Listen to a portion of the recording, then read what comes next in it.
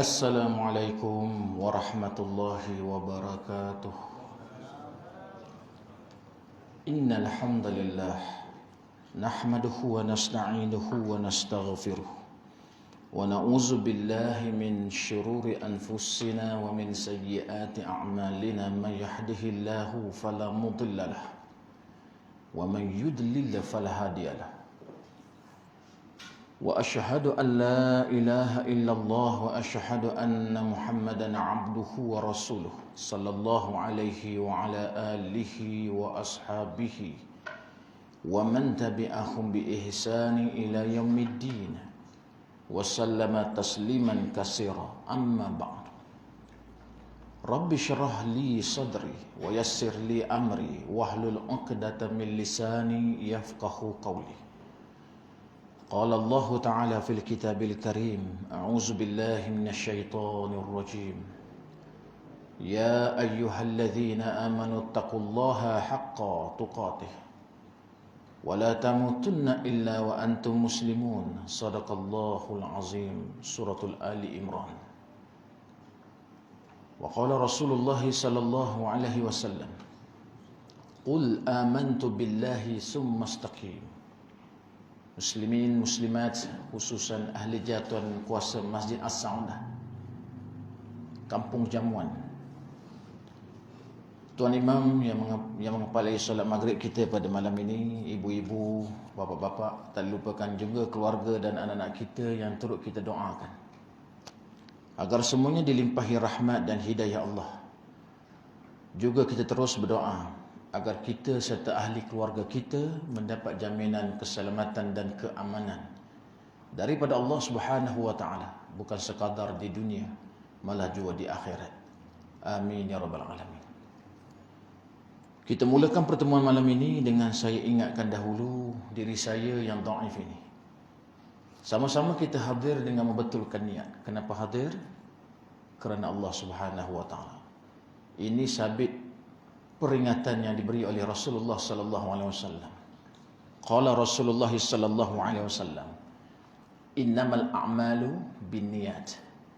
Setiap amalan kita akan dilihat apa niat yang ada dalam diri masing-masing. Jaga baik-baik amal soleh kita, kerja baik kita, khususnya ibadah. Di mana penjagaan itu? Pada niatnya. Akhir nanti akan dilihat dan diterima oleh Allah. Maka ini akan disebut sebagai pahala di yaumul mahsyar, insya-Allah. Tanpa buang masa, kita mulakan kuliah menyambung hadis 40, hadis qudsi 40 berkenaan ibadah dan zikir yang dihimpunkan oleh Syekh Dr. Aid bin Abdullah Al-Qarni. Alhamdulillah, kita akan menyambung hadis yang ketiga pada muka surat 14, di mana perbahasan tentang hadis ini telah pun berlaku pada kuliah yang lalu. Apakah tajuk hadis qudsi yang ketiga yang kita sambung perbincangan ini? Tajuknya ialah larangan menggambar makhluk bernyawa dan ancaman bagi orang yang menggambarkannya. Kita baca sekali lagi hadis qudsi itu. An Abi Hurairah radhiyallahu anhu qala: Sami'tu an-nabiyya sallallahu alaihi wasallam yaqul: Qala Allah azza wa jalla: Wa man azlamu mimman zahaba yahluku kahalki falyahluku zarratan aw liyahluku habbatan aw sya'iratan. Rawahul Bukhari. Daripada Abu Hurairah radhiyallahu anhu berkata, aku mendengar Nabi sallallahu alaihi wasallam bersabda, Allah Subhanahu wa taala berfirman, "Wa man azlamu mimman zahaba yahluku kahalqi." Siapakah orang yang lebih zalim daripada orang yang membuat, yakni menggambar apa-apa yang menyerupai ciptaan aku? Jika mereka mampu, falyahluku zarratan, hendaklah mereka ciptakan zarah, yakni besar biji sawi, au liyahluku habbatan au sya'iratan, atau cipta biji atau sebutir gandum. Hadis ini diriwayatkan oleh Imam Bukhari. Maka pada kuliah kita bulan lepas, kita telah memahami hadis ini adalah satu larangan. Menggambar tu maknanya membina patung atau melukis makhluk Allah Subhanahu Wa Taala, yakni makhluk yang bernyawa, sama ada manusia atau binatang. Itu asas dia. Dan kita telah pun membaca satu hadis Nabi, yakni setiap tukang gambar, yakni tukang buat patung, berada di neraka. Diciptakan untuknya dari setiap gambar yang dia buat sebuah nyawa, lalu dia diseksa di neraka Jahannam disebabkannya. Ibnu Abbas berkata, jika tidak ada jalan lain kecuali kamu harus menggambar, maka gambarlah pepohon atau sesuatu yang tidak bernyawa. Kalau tidak juga gambar, duduk dalam rumah, tukar gambar pemandangan. Jadi kita pada bulan lepas, ibu-ibu baru hari ni hadir ya. Bulan lepas tak sempat hadir kuliah saya. Kita dah bahas gambar-gambar manusia, sama ada penuh, gambar keluarga, gambar convocation anak-anak kita semua ni, jangan gantung dalam rumah. Ada sebab, nanti kita tengok hadis. Dan saya jumpa satu hadis Nabi yang berbunyi, qala Rasulullah sallallahu alaihi wasallam, inna ashadda an-nasi azaban 'inda Allahi yaumal qiyamah al-musawwirun. Rawahul Bukhari. Sesungguhnya yang paling keras azab Allah kepada manusia pada hari kiamat ialah orang yang disebut sebagai al-musawwirun. Al-musawwirun itu siapa? Gambar, yakni buat patung. Buat patung. Saya pun sebut tuan-tuan, siapa yang bagi sekeping gambar pada orang tukang lukis, tolong lukis gambar saya jadi satu frame yang besar. Sama aja. Memang seronok orang lukis gambar kita. Jadi tukang lukis itu, ini ancaman dia. Baik. Cuba kita kena tengok satu lagi hadis Nabi. Cuba tengok apa kesan. Ini pun dah sentuh pada kuliah bulan sudah. Ulang sikit lagi. Sebelum kita sambung perbahasan kita di muka surat 16. Kita akan sambung di situ. Satu lagi hadis Nabi. Qala Rasulullah sallallahu alaihi wasallam, la tadkhulul malaikatu baitan fihi kalbun wala suratun tamasila. Rawahul Muslim. Bukhari wa Muslim. Rasulullah SAW bersabda, bermaksud malaikat tidak akan masuk rumah yang di dalamnya kalbun, anjing, wala suratun tamasila, dan gambar-gambar, yakni gambar yang bernyawa. Para ulama membahaskan ya. Contohnya Imam An-Nawawi mengatakan suratun tamsila, gambar-gambar yang seumpama yang bernyawa itu termasuk manusia dan binatang. Tangkap gambar zirafah, gambar gajah, buat frame, letak. Tak boleh. Itu gambar bernyawa tu. Nanti kita kena dengan awal hadis kata, siapa yang pandai-pandai mencipta ni? Nak tanding aku ke? Cipta satu zarah? Atau susah sangat zarah ni, kata Allah. Dah adik kursi kita baca. Buat sebiji. Biji kecil. Tak boleh. Susah sangat, buat sebiji gandum. Buat. Begitu. Allah marah kepada orang yang mencipta sesuatu makhluk yang menyerupai makhluk ciptaan Allah Subhanahu Wa Taala. Ini tak boleh buat main-main. Kuat mengaji macam mana, kalau ini kita langgar pun tak ada guna. Mengaji kuat, semayang kuat, yang ini kita bagi datang kemurkaan Allah Subhanahu Wa Taala. Dan kita kena takut hadis yang kita dengar tadi, la tadkhulul malaikah. Kita dah bincang bulan sudah. Saja aja kita bagi tahu ibu-ibu kita yang mari malam ni, malaikat tak masuk rumah. Malaikat yang mana satu? Ya, dikatakan malaikat tak masuk rumah itu malaikat rahmah. Malaikat rahmah ni bawa apa? Dia bawa keberkatan dalam rumah. Dia juga mendoakan keampunan penghuni rumah itu. Siapa gantung gambar convocation, gambar ahli keluarga, maka malaikat rahmah tak masuk rumah. Semua malaikat ke? Dah, kita mengaji bulan sudah. Ada malaikat yang juga masuk. Malaikat apa? Malaikatul maut, yang cabut nyawa tu masuk. Malaikat yang duduk kiri kanan kita, Raqib dan Atid, itu masuk. Yang tak seronok tu malaikat rahmah aja. Dia tak masuk. Sebagian ulama membahaskan malaikat yang tak masuk ini, malaikat rahmah ini, dia selain bawa keberkatan, rezeki, dia juga melindungi rumah dari gangguan syaitan. Jadi kalau rumah malaikat tak masuk, syaitan bermahajalela lah. Itu yang kita faham. Jadi nak buat macam mana Ustaz? Gambar dah gantung, bagi turun lah. Itu sebab kita ngaji. Undang-undang kita salah. Undang-undang tak salah. Polis tak tangkap. Polis tak tangkap kita. Orang buat report polis, dia ada banyak gambar di rumah. Polis tak tangkap. Siapa pun takkan dakwa tuan-tuan dalam rumah. Di mahkamah. Tapi nanya lah. Tak ada lah keberkatan. Itu kena faham. Baik. Baru kita masuk muka surat 16. Kita mula perenggan yang pertama. Selepas hadis malaikat tidak akan masuk rumah yang di dalamnya terdapat anjing dan gambar-gambar yang bernyawa. Kita dalam masjid ni anjing tak ada. Itu tak payah bincang lah. Takkan kita di Kuala Kangsar ni ada anjing dalam rumah. Tak. Kita bincang gambar yang gantung aja. Baik. Cuba tengok kata Syekh Dr. Aid Abdullah Al-Qarni. Pada sebahagian rumah kaum muslimin hari ini, kita dapat menyaksikan patung-patung dan gambar-gambar, bahkan sebahagiannya merupakan patung atau gambar sembahan orang-orang kafir. Masya Allah. Mereka berhujah bahawa barang-barang tersebut merupakan koleksi barang antik atau hiasan. Pergi Indonesia, pergi ke Afrika, pergi mana-mana tempat bersejarah, pergi beli satu topeng kuno. Dah Ustaz, ini bukan original, ini ukiran. Tak kira lah original ke atau original ke. Gambar orang, muka orang yang diukir oleh sebahagian puak-puak tertentu ni kita buat perhiasan dinding. Itu tak boleh.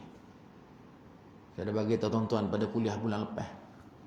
Ada orang cerita pada saya, dia pergi satu rumah orang kaya yang berpengaruh, masuk rumah, halaman rumah dia, halaman rumah. Halaman rumah tu betul-betul nak masuk rumah. Gambar budak lelaki berdiri, air pancut keluar daripada kemaluan budak tu.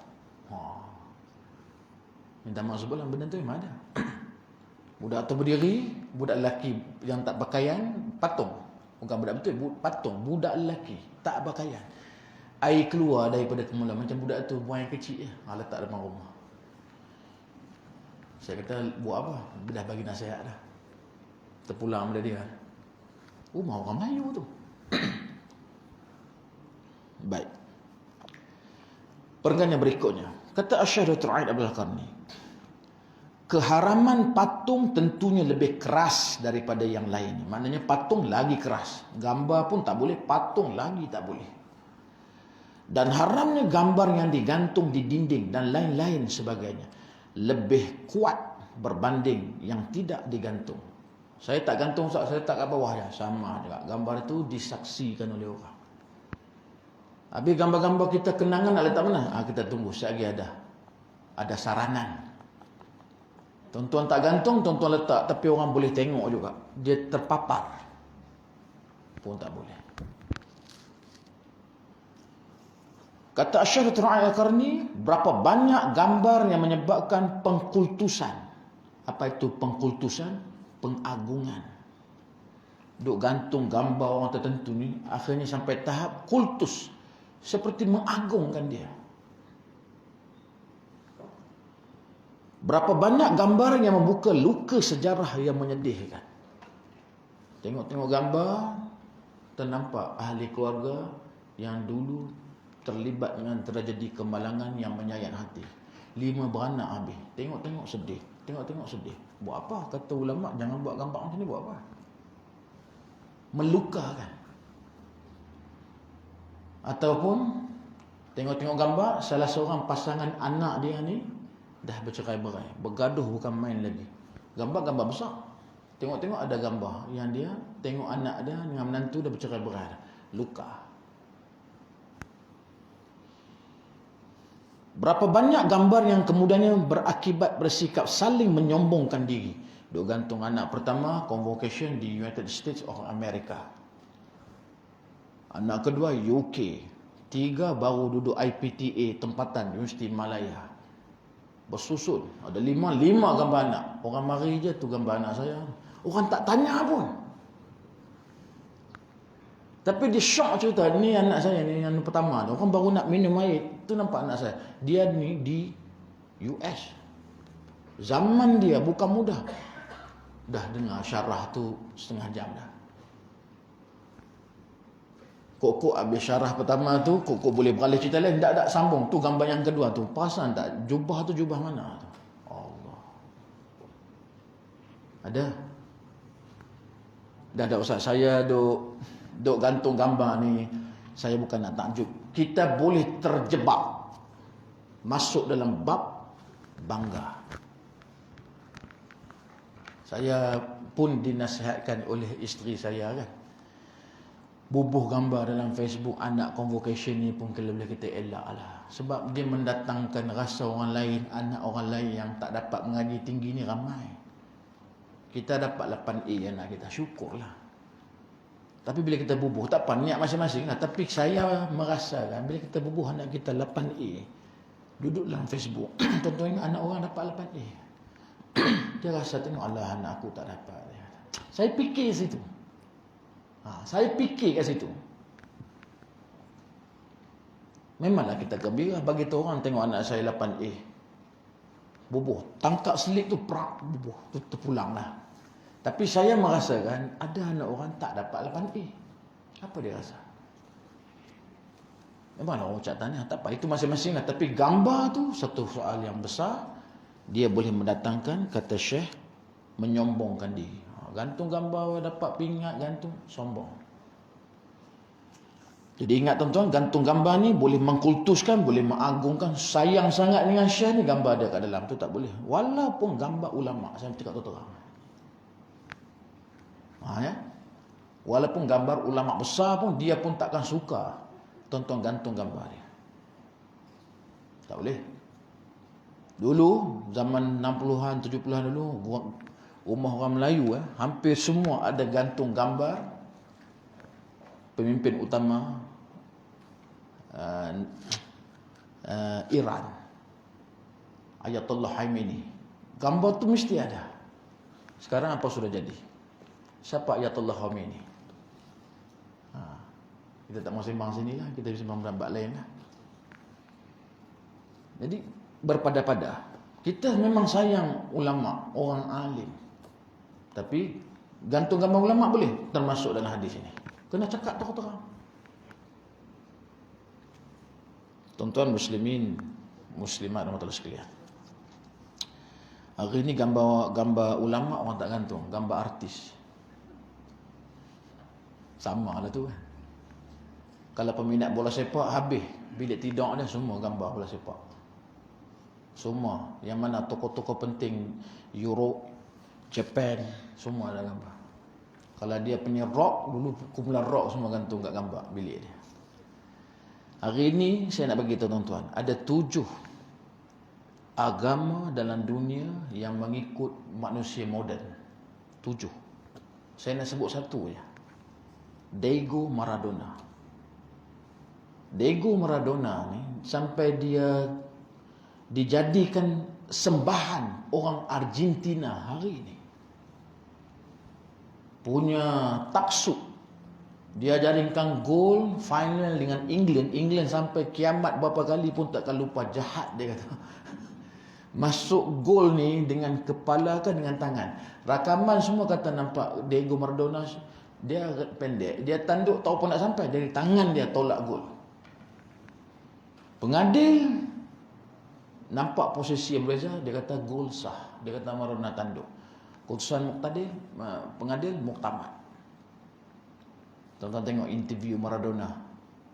Dah reda, dah capai kemenangan Piala Dunia, bawa balik ke Argentina, orang tanya dia. Dulu shoot dulu macam mana kes tu yang orang kata dengan tangan. Dia kata saya cuba lompat dan tanduk. Tapi selebihnya the hand of God, dia kata. Kenyataan dia tu menyebabkan pentaksub bola sepak khususnya Argentina sudah siap satu gereja Maradona. Bila dia mati dia terus. Oh, jangan main-main tuan-tuan. Ada 7 agama.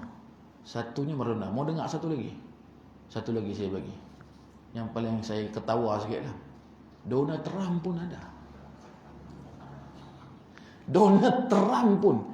Ada orang buat patung dia tapi pakai blazer. Macam Presiden Amerika. Sembah dia. Mau dengar satu lagi? Siapa hero Indonesia ni yang hebat? Hero Hindustan. Amitabh apa nama dia? Saya saja test tengok. Mesti ada peminat Amitabh Bachchan dalam masjid ni.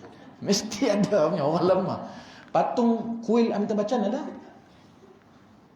Ada? Ada satu lagi yang hero Hindu yang datang ke KL tu. Apa tu? Tak berani nak sebut dah. Siapa nama? Tu yang selalu pusing tangan tu siapa? Siapa? Ada juga orang sebut namanya Rajanikan. Rajanikan tu tak mati lagi. Patung dia ada, kuil dia ada. Oh dahsyat. Ingat kita jangan sampai tahap macam tu. Baik, kita sambung. Perenggan yang berikutnya. Ada yang mengatakan bahawa gambar tersebut berfungsi sebagai kenangan. Pasal apa gantung ni? Kenangan. Dia kata. Cuba tengok apa kata Syekh Jibril. Syekh Dr. Al-Qarni. Ini tidak benar. Sebab tempat mengenang itu, misalnya keluarga, ayah kita, mak kita, adik-beradik kita, di mana kenangan itu? Sesama Muslim? Di hati. Iaitu dengan cara mendoakan mereka agar diampuni oleh Allah dan memperolehi rahmatnya. Itu yang betul. Saya tengok gambar teringat ayah saya. Lepas tu tak tengok gambar tak ingat ayah dah. Lepas tu semayang tak nampak ayah, tak ada doa untuk ayah dah. Yang penting doa. Sebab itu maknanya siapa yang kita suka? Anak-anak kita di hati kita. Doa mereka. Rabbi ja'alni muqimus salah wa min zuriyati Rabbana wa taqabbal doa. Ini doa ni diajar oleh Nabi Ibrahim.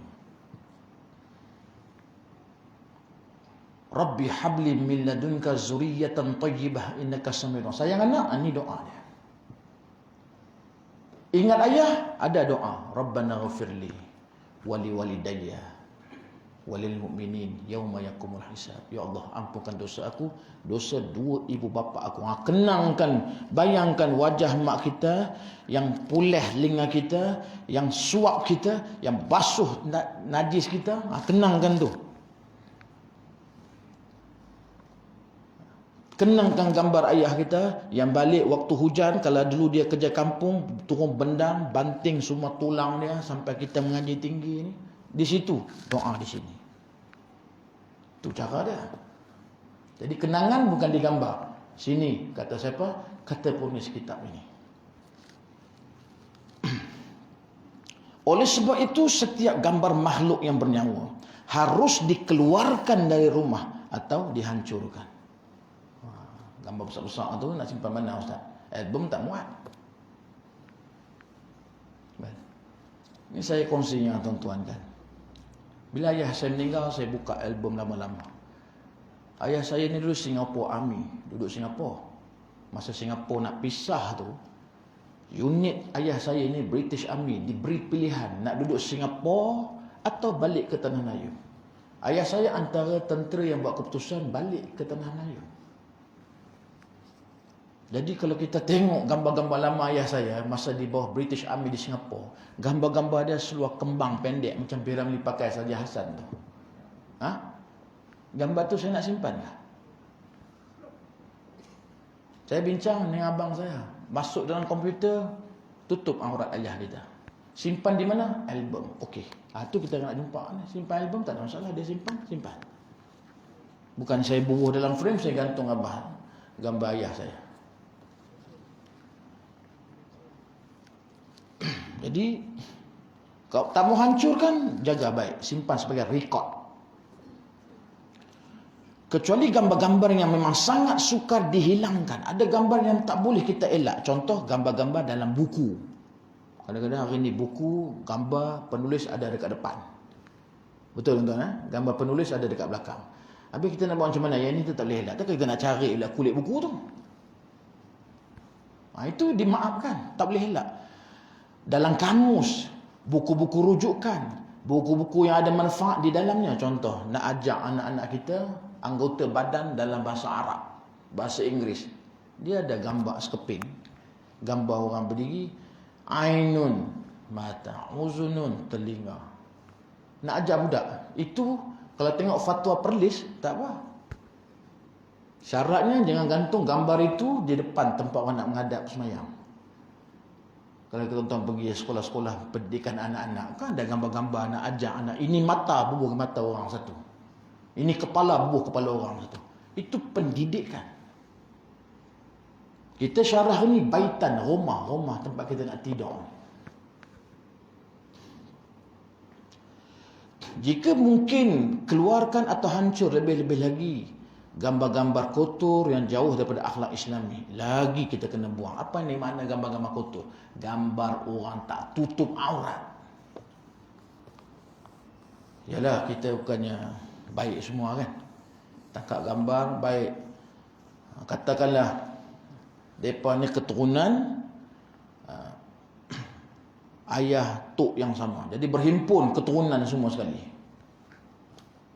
Daripada bapa, keturunan semua turun. Ada kumpulan keluarga yang mari dengan pakaian tutup aurat. Ada juga ahli keluarga keturunan yang sama mari dengan kain belah, rambut kerinting, rebang, tangkap gambar-gambar ramai. Bercampur habis. Selagi mana orang tengok gambar orang tertutup aurat ni, dia berdosa, kita pun berdosa. Buat apa? Tak ada untung. Perhiasan yang begini merugikan akhirat. Buat apa? Ini kita ni duk bincang gambar elok-elok ni. Gambar orang pakai songkok, pakai kopiah pun tak dibenarkan, apatah lagi gambar orang tak tutup aurat. Sebab tu bila mengaji ni dia kena celik sikit. Jangan ketegak sangat nak pegang benda lama-lama. Mengaji kena keluar daripada perkara yang kita tak tahu. Tahu, keluar. Tinggalkan. Ini semua sungguh merupakan bencana besar ke atas umat Islam. Kalau ada orang Islam mengaku beriman, boboh lagi gambar bergantungan dalam rumah, ini bencana. Kata siapa? Kata penulis kitab ini. Baik, perenggan yang akhir. Dibenarkan menyimpan gambar-gambar yang amat diperlukan. Ada gambar diperlukan. Ya, zaman hari ini ada perkara yang kita perlu simpan gambar. Misalnya gambar identiti dalam kad pengenalan. Kena simpan, takkan pengenalan kita pergi bakar lah. Ada juga sebagian ulama membolehkan gambar yang ada pada perkakas rumah, seperti pada kapet untuk atas lantai yang dipijak dengan kaki. Itu boleh. Ada gambar-gambar macam manusia sikit, tapi dia ni untuk lap kaki bila keluar daripada tandas. Itu tak apa. Tak ada unsur pengkultusan. Tapi jangan kita benci dekat orang. Kita ambil gambar dia, bubuh dekat lap kaki lah. Saya menggeram Ustaz, orang kampung seorang ni dia. Jadi saya tangkap gambar dia, saya lukis dekat kapet pijak lap kaki dekat tandas. Jangan buat kerja tu. Itu tak dibenarkan. Tuan-tuan muslimin, muslimat rahmatullahi sekalian. Apa hukum mengambil gambar dengan kamera, telefon pintar dan sebagainya? Ini kena bahas juga. Supaya tuan-tuan jangan rasa sempit sangat Islam ni. Dah gantung gambar tak boleh Ustaz, macam mana hukum bergambar? Di sini saya ikut beberapa pandangan ulama. Hukum mengambil gambar menggunakan kamera, telefon pintar dan sebagainya dibolehkan sebab ia tidak termasuk dalam hadis larangan mengukir atau lukis gambar. Rupanya guna handset, guna kamera ni bukan lukis, bukan ukir, kata para ulama. Sebaliknya tangkap gambar itu terhasil daripada pantulan rakaman cahaya. Image saja dia ambil. Maknanya kita lega sikit dah. Kalau hukum lukis, ukir, bahaya besar. Tangkap gambar, tak ada masalah. Harus dibolehkan. Siapa ulama yang berpandangan begini? Antaranya adalah Syekh Dr. Sa'ad Al-Sayri, seorang ulama besar di Makkah. Syekh Mustafa Al-Adawi, ulama besar Mesir. Dan mereka ni menambah sikit lagi. Syekh Mustafa Al-Adawi menyebut, ya, ulama besar Mesir ni, dia kata walaupun dibolehkan, dia ada syarat, keharusan, bersandarkan hajat dan kepentingan tertentu aja. Itu tengok ulama. Dia kata walaupun boleh tangkap gambar, tengok sebab. Saja-saja aja tanpa alasan yang kukuh, itu kalau kata Syekh ni tak salah dia. Ya, sama juga dengan seorang lagi, Syekh Dr. Abdullah Al-Mutlaq.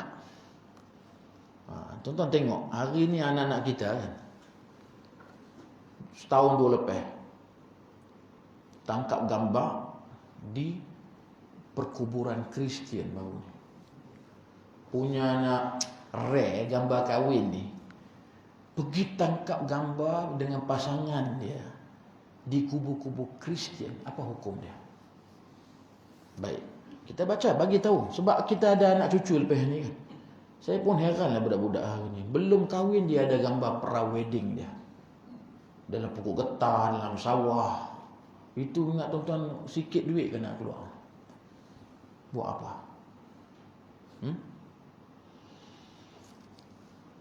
Apa hukum mengambil gambar di perkuburan? Kita tengok pandangan Syekh Al-Allamah Syekh Dr. Yusuf Al-Qaradawi Hafizullah dalam kitab Al-Halal wal-Haram fil Islam. Tengok Syekh Qaradawi kata apa. Syekh Yusuf Qaradawi dia memetik pandangan seorang lagi ulama, iaitu Syekh Muhammad Bakhit. Siapa Syekh Muhammad Bakhit? Bekas mufti Mesir. Kata Syekh Dr. Yusuf Al-Qaradawi, fatwa Syekh Muhammad Bakhit, yakni bekas mufti Mesir, bahawa bergambar dengan alat fotografi ibarat menangkap bayangan dengan cara yang diketahui oleh ahli tersebut, dan ianya sama sekali bukan cara yang dilarang dalam Islam. Yang ini bukan ukir, bukan lukis. Ini kata bekas mufti Mesir, yang diambil pandangannya oleh Qaradawi, dibenarkan. Inilah pendapat kami. Sama dengan seorang lagi ulama, Syekh Muhammad Mutawalli Asy-Sya'rawi, sama. Cuma bila dah dibenarkan, boleh tak tangkap gambar kat kubur, sama ada perkuburan Islam atau bukan Islam, diharamkan. Kenapa? Sebab ini menunjukkan kita tidak mempunyai adab dalam Islam.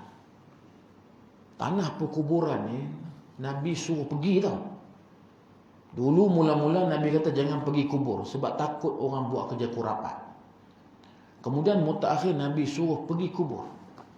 Sebab kubur itu tazkirah untuk kamu, mengingatkan kamu kepada kematian dan negara akhirat.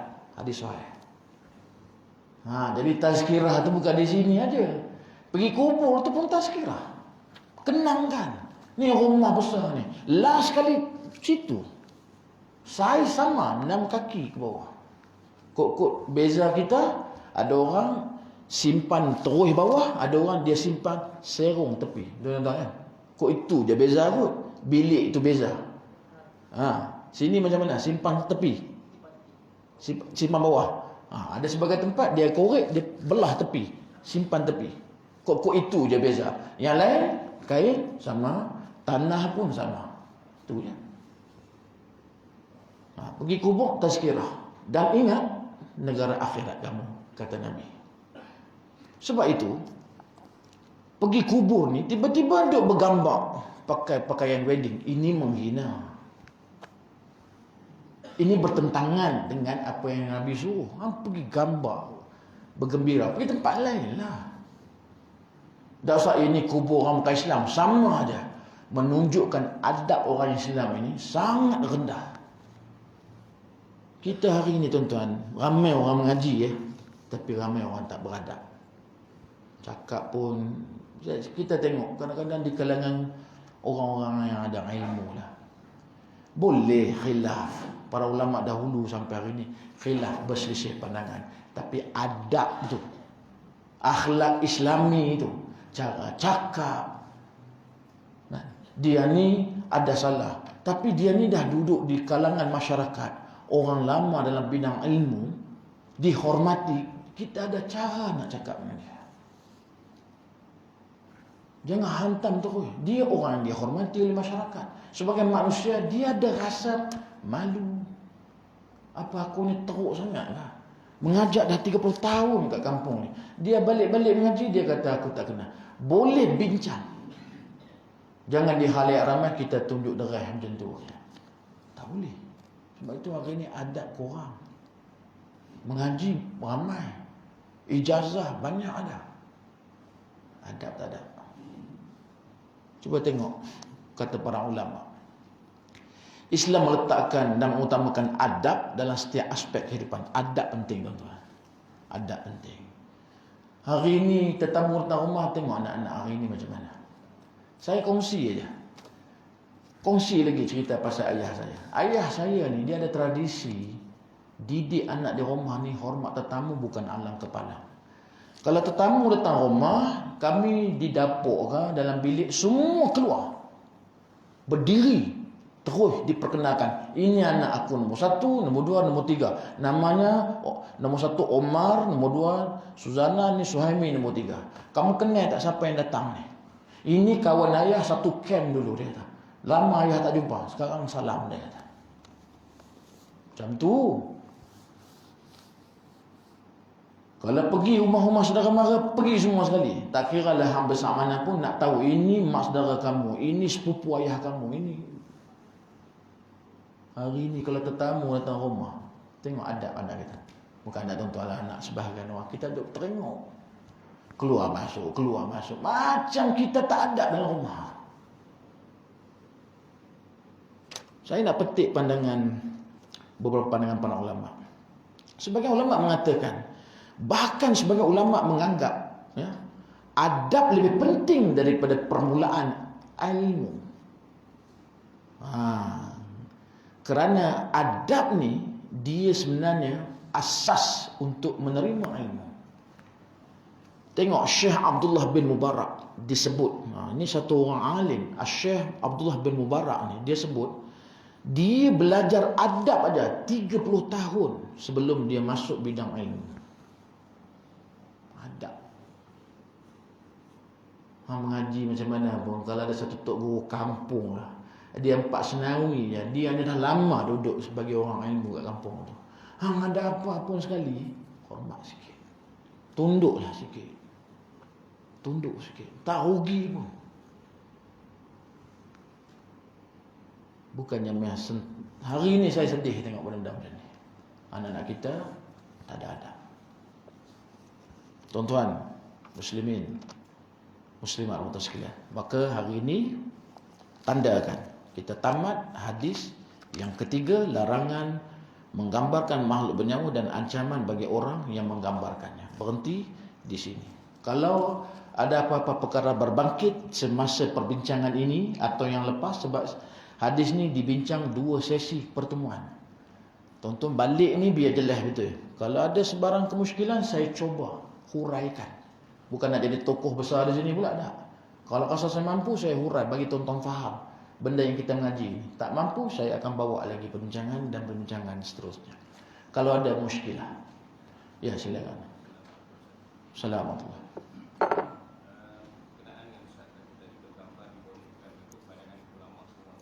Menggunakan kamera, ya, dibolehkan. Jadi adakah menangkap gambar tersebut dan dipamerkan di dinding-dinding misalkan itu tak boleh? Ya.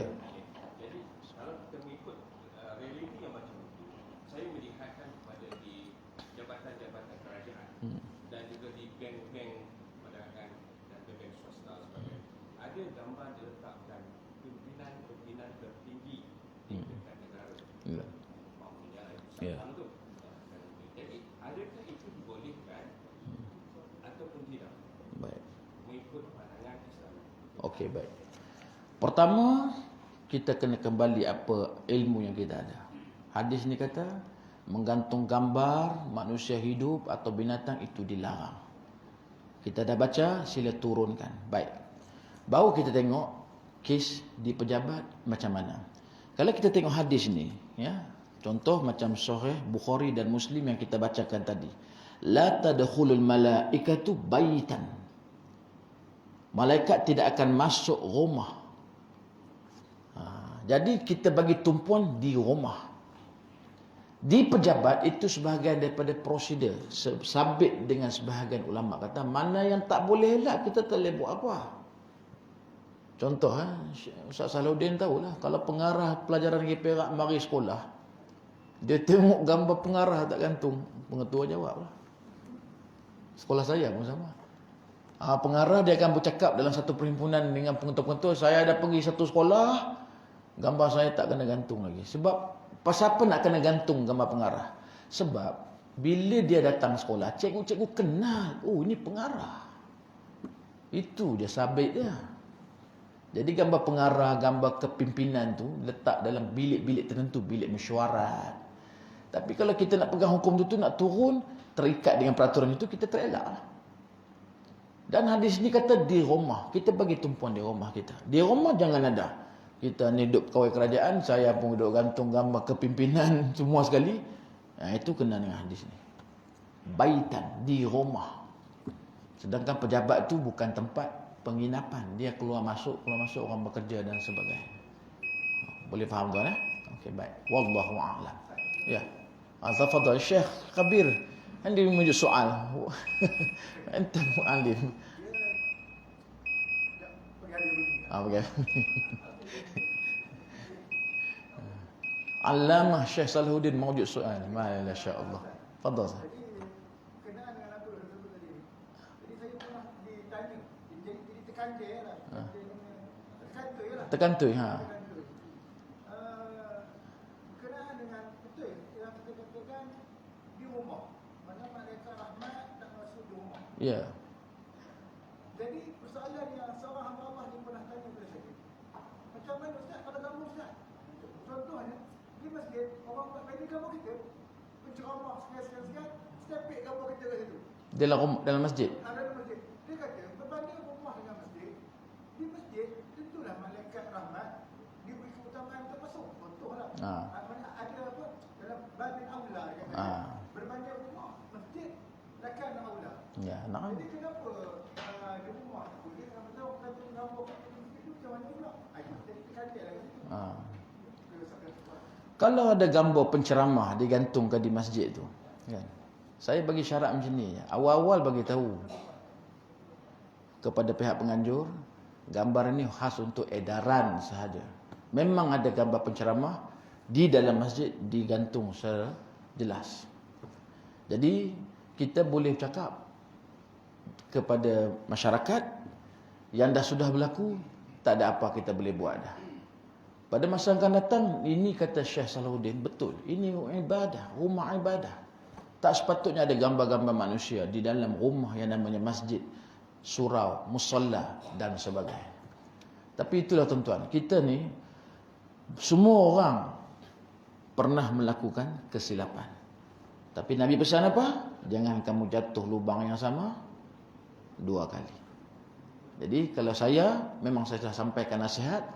Gambar ni ada orang minta gambar, Ustaz nak buat poster dia kata. Saya kata poster tentang mana? Kalau poster edaran dalam WhatsApp itu kita boleh maaf lagi. Kau nak kenal Ustaz mana satu kan. Tapi dalam masjid banting ke apa, jangan buat. Sebab kita tahu benda tu. Melainkan kita tak tahu. Datang kuasa masjid dan sebagainya, depa tak tahu. Maaf ada mereka. Wallahu a'lam. Fadhal Syekh. Jadi Imam Malik teruk lagi kan. Imam Malik pun dia tak jawab banyak soalan.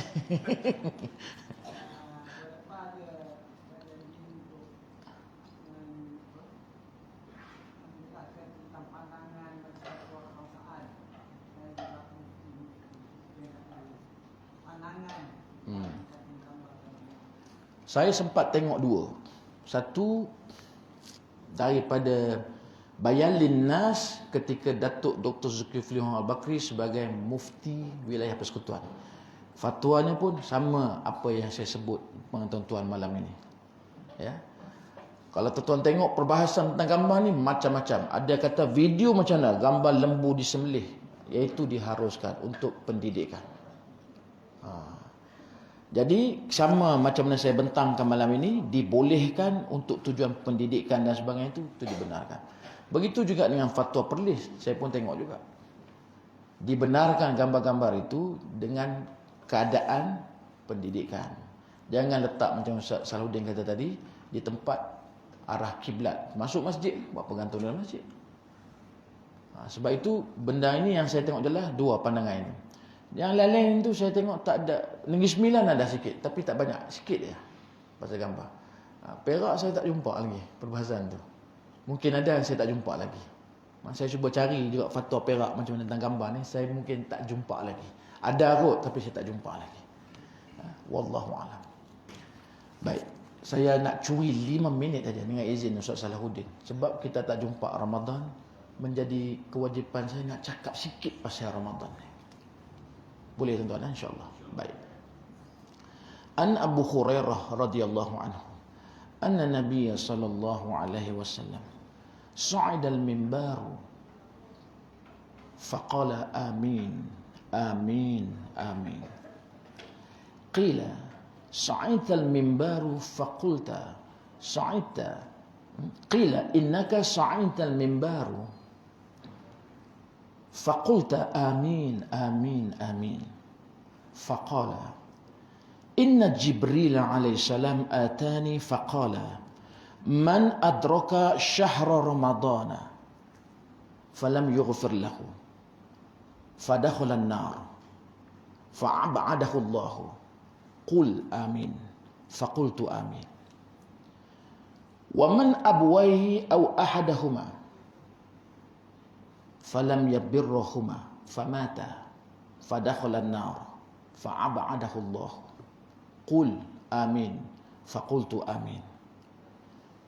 Wa man zukirta anhu falam yusalli alayka fa'ab'adahu Allah. Qul amin. Faqultu amin. Rawahu Ibnu Hibban, mawjud fil kitab At-Taghrib wa Tarhib. Cerita tentang apa ni? Satu hari, hadis ni daripada Abu Hurairah radhiyallahu anhu. Dia berkata, satu hari Rasulullah sallallahu alaihi wasallam nak naik mimbar. Dan dilihatnya Rasulullah kali ini bila naik mimbar, mereka mendengar Rasulullah mengucapkan amin 3 kali. Tak pernah berlaku, kali ini dengar. Selesai Nabi baca khutbah, qila, mereka pun bertanya kepada Rasulullah, innaka sa'aital mimbar, kami melihat engkau ya Rasulullah ketika naik mimbar. Faqulta, engkau mengucapkan amin 3 kali. Kenapa? Yang lain-lain baca khutbah tak baca, kali ini baca. Sebagian pandangan mengatakan Nabi ketika berada di mimbar nak pijak tangga, di situ Nabi sebut amin. Kenapa? Faqala, Rasulullah pun menjawab, inna Jibril alaihissalam atani, sesungguhnya masa saya dekat mimbar, Jibril berada di situ. Jibril, wallahi hanya Allah, hanya Rasulullah SAW saja melihat Jibril. Bila saya berada di tangga mimbar yang pertama, Jibril melantunkan satu doa. Apa doa Jibril? Man adroka, sesiapa yang bertemu, dia itu bertemu dengan syahr Ramadan, bulan Ramadan, sampai habis Ramadan, falam yughfir lahu, langsung tak dapat keampunan, fadakhala an-nar, masuklah dia dalam neraka, fa'ab'adahu Allah, dia akan dijauhkan rahmat daripada Allah. Lepas Jibril doa, Jibril kata apa? Qul amin, aminkan. Jibril minta Rasulullah aminkan. Faqultu, kata Nabi, aku pun aminkan. Bila Nabi pijak tangga yang kedua, doa yang kedua dilantunkan. Wa man abuwaihi au ahadahuma, sesiapa yang dia ada masa hidup berkesempatan dia dengan 2 ibu bapa yang tua, atau salah seorang daripada mereka, macam saya, ayah Ratib meninggal 5-6 tahun, tinggal mak saya ada dengan saya. Sepanjang hidup dengan mak ayah ni, falam yabirruhuma, langsung tak buat baik pada mak ayah. Famata, dia pun mati. Fadakhalan nar, masuk dalam neraka. Fa'ab'adahu Allah, dijauhkan rahmat daripada Allah. Qul amin, kata Jibril, aminkan. Faqultu amin, Rasulullah aminkan. Bila Nabi pada mimbar tangga yang ketiga, lantunan doa yang ketiga, man zukirta anhu, sesiapa yang mereka itu mendengar namamu disebut, falam yusalli alaika, dia tak jawab selawat ke atas Nabi. Mujak. Satu je bahaya dia dapat. Fa'abadahu Allah, dia jauh daripada rahmat Allah.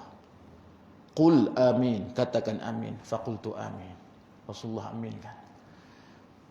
Ini 3 benda tuan-tuan kena buat balik selain daripada yang kita dapat malam ni. Pesan pertama pada saya untuk tuan-tuan, jangan kita ambil ringan dengan nama Rasulullah disebut, kita tak jawab selawat ke atas Rasulullah sallallahu alaihi wasallam. Kena jawab. Lain kali kita syarah. Kedua, saya pergi yang daripada bawah pergi ke atas, pasal ibu dan ayah ni. Saya baru ni jumpa satu orang tua balik daripada Pahang, perintah negeri, singgah satu kedai makan, singgah jumpa orang tua dekat umur 90 tahun, sihat, rajin kutip pinggan-pinggan mangkuk, pergi hantar ke dapur cuci, rajin sembang. Jumpa saya dengan anak-anak daripada mana, duduk mana. Saya kata daripada Ipoh pergi ke Gambang, nak balik Ipoh. Dia kata jauh, bawa kereta elok-elok. Dia kata baik pakcik ni. Bila dia baik sambil makan, saya pun sembangnya dia. Pakcik duduk sini? Ya, saya orang sini, dia kata. Seorang dia kata.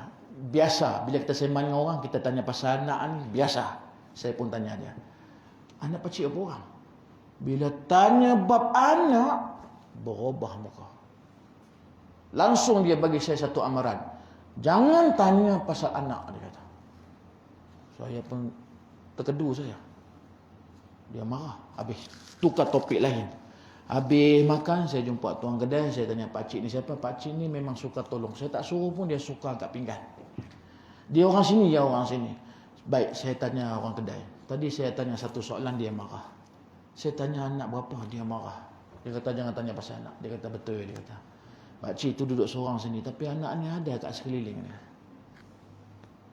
Apa sebab anak pun tak mari, dia pun buat keputusan, aku tak mau jumpa anak aku lagi. Oh ya, ini bahaya. Jadi pesan pada anak-anak kita, hang mengaji tinggi-tinggi, kalau mak hang nangis pasal hang nanya. Doa Jibril ni, fadakhalan nar, neraka. Jaga baik-baik. Dan yang terakhir pasal Ramadan, saya ingatkan tuan-tuan. Ni malam ni dah habis separuh Syaban dah. Habis dah. Saya lagi pelik, celik mata, buka celik, buka. Ramadan depan mata kita. Salah satu fokus saya nak pesan pada tuan-tuan. Di saat umur kita tinggal baki ni, benda yang kita kena tunggu pada bulan Ramadan ni adalah keampunan. Ini adalah tempat untuk kita mengadu, minta ampun, apa dosa kita yang lalu, banyak tinggal solat ke, ada pakai tangkal ke, pernah buat kerja tak elok ke. Jangan cerita dengan orang, ngadu pada Allah, minta ampun. Adakah ini Ramadan kita yang terakhir? Sebab sabit satu hadis Nabi. Qala Rasulullah sallallahu alaihi wasallam, man shoma ramadhana imanan wa ihtisaban. Barang siapa yang ingin yang masuk Ramadan ini dengan iman, ihtisaban, kata Ibnu Hajar Asqalani, ihtisaban tu bermakna nak masuk Ramadan ni nak cari pahala, nak solat malam, nak baca Quran, nak pahala sedekah, nak duduk 10 malam terakhir, nak tunggu malam qadar. Itu ihtisaban. Dia memang ada niat nak ke situ. Siapa ada dua syarat ini, iman dan ihtisaban, Nabi bagi jaminan, ghufira lahu ma taqaddama min zambi, diampunkan dosa-dosa dia yang telah lalu. Inilah seronoknya Ramadan ni. Bukan gulai kurma, bukan nasi biryani tu, bukan bazar. Ni keampunan tu. Nak targetnya itu. Tiba-tiba Jibril kata, habis Ramadan, falam yughfir lahu, tak dapat ampun. Naya. Jadi tuan-tuan, ni sebelum jumpa pada kuliah yang akan datang, ikut saya baca doa sama-sama. Doa yang mesti kita baca dalam Syaban ni. Bismillahirrahmanirrahim. Allahumma sallimni li Ramadan wa sallim Ramadan li wa tasallamhu minni mutaqabbala. Allahumma sallimni li Ramadan wasallim Ramadan li wa tasallamhum minni mutaqabbala. Allahumma sallimni li Ramadan wasallim Ramadan li wa tasallamhum minni mutaqabbala. Amin ya rabbal alamin. Cuba ulang sikit saya nak dengar.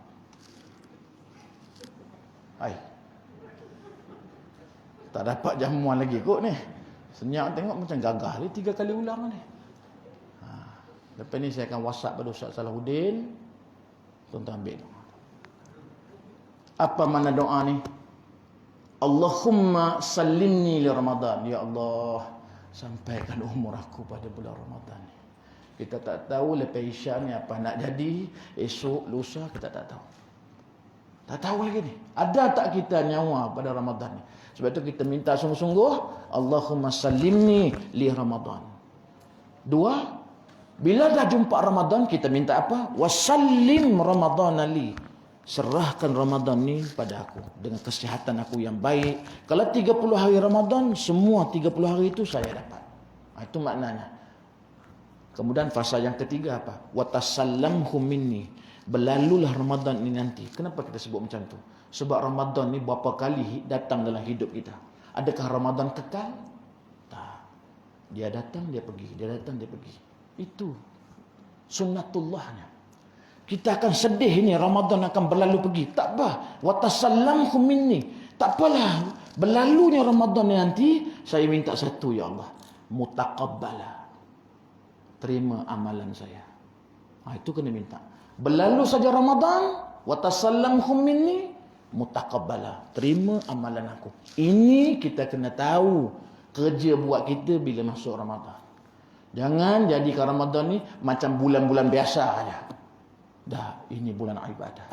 Wallahu a'lam. Syukran jazilan. Minta maaf sekekurangan. InsyaAllah panjang umur. Kita jumpa lagi. Aqulu qawli hadza astaghfirullah li wa lakum.